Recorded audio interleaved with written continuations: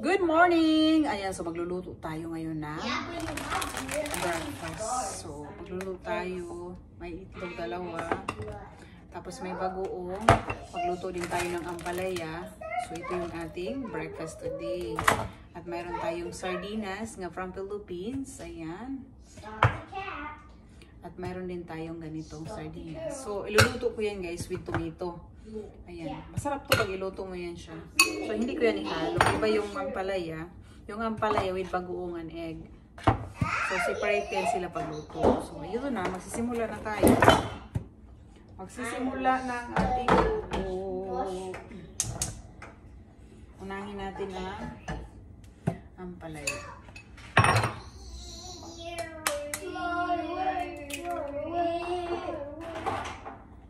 Come here for some more, because I made a cow.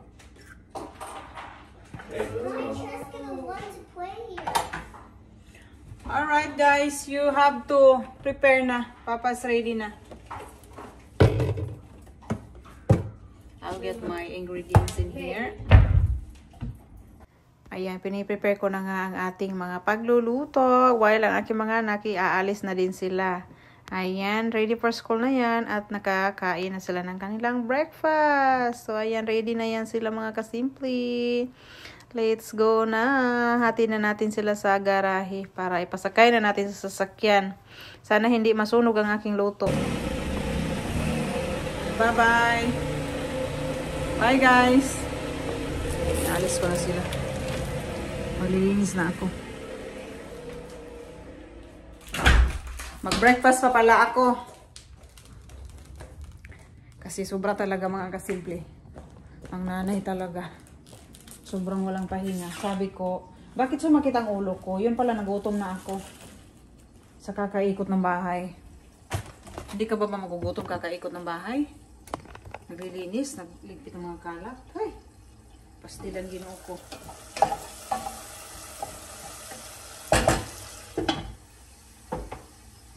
Manong sahay niya kung ba na, magreklamo ba? Magano sa ko, anak ko, ay jud, pag ano sa ko, ang istoryag something ba? Kaya na, akong kikapoy, baya ko. Sila yung mga sweldo na ako. O diba? Di na lang na siya makatubag.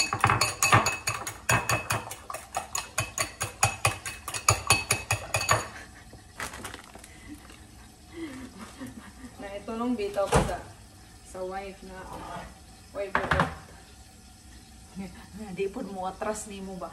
Kana bitaw kanang magano ka sa kanang napabaya ng mga kanong gali pud nga ano gamay nga. Unya kay natunong man ka sa way buot po, way buwang-buwang po nga pagkawasawa. Ako, ayaw na lang gyud.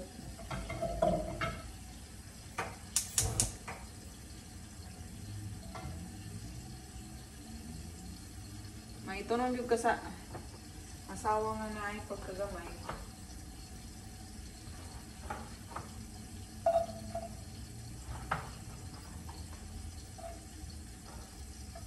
Kaya ito na, mag-isa-gisa muna tayo ng sardinas dito guys.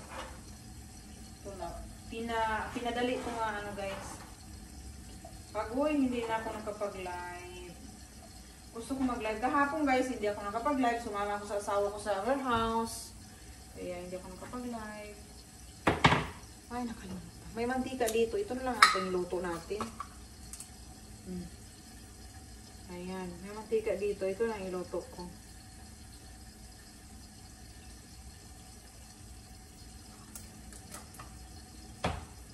At saka dito, oh. Ang sarap nito, guys.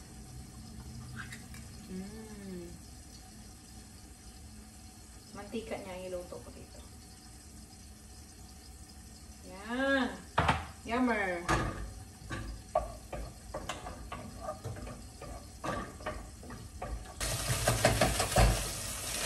Wala na guys. Mandiay niya akong ampalaya. Ayan, luto na ang aking. Ipakita ko na sa inyo. Binigay lang to sa akin. Ay, grabe. Mga bigay-bigay talaga kasimple guys. Grabe talaga mga kasimple yan. Oh, luto na. From Philippines. Sobrang sarap nito mga kasimple as in. Lagay na natin sa lalagyan. Yummers!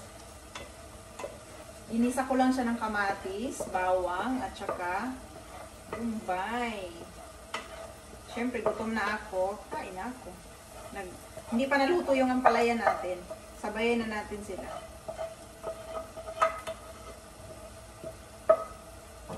Ay, nahugawan na akong stove.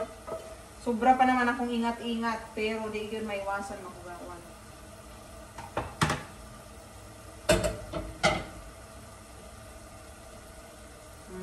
Lami kaayo ba yung in.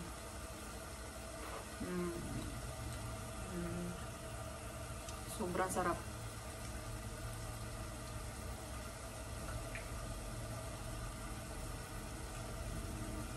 Spicy kayo ni. Extra spicy. Wala akong kinamot dayon ta. Yummers. Ayan guys, luto na ang ampalaya. Luto na ang yung fried natin, sardinas. Maanghang talaga yan. Meron pa tayong ham and rice. Siyempre, ang saging, di ginawa. Kung number 1 man talaga ang bugas sa listahan ng aking husband, mas number 1 ang saging. So, kasi nga may mag-ano sa aming bahay. Mag-online video tour sa bahay namin. Kaya, ang ginawa ko is, kakain muna ako kasi malilinis ako. Linis na light lang ba? Hindi yung linis talaga na kudkud masyado. Kasi, wala, 2 araw na hindi ako nakapag-live. Ang sarap ng sauce niya, puro mantika. Tapos ito, parang hindi ko man ito maubos. So, ilalagay natin ito sa gitna. Kasi marami naman yan talaga. So, mga anak ko, hindi sila kakain sa mga bagay na ito. So, ang gagawin ko lang mga kasimple is, ang mga anak ko kakain sila nito. Sobrang sarap.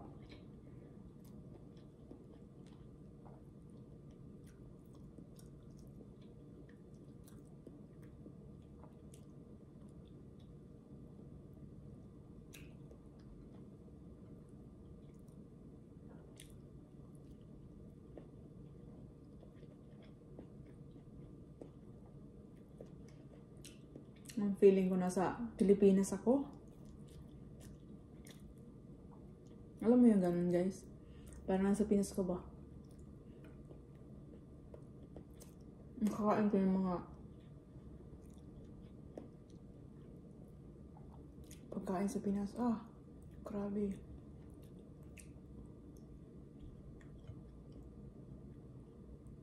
Feeling ko dumating na ako sa Pinas.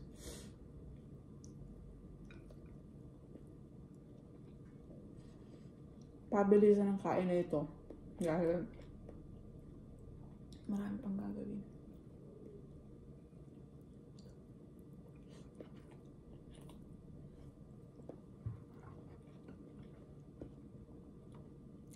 Sobrang sarap.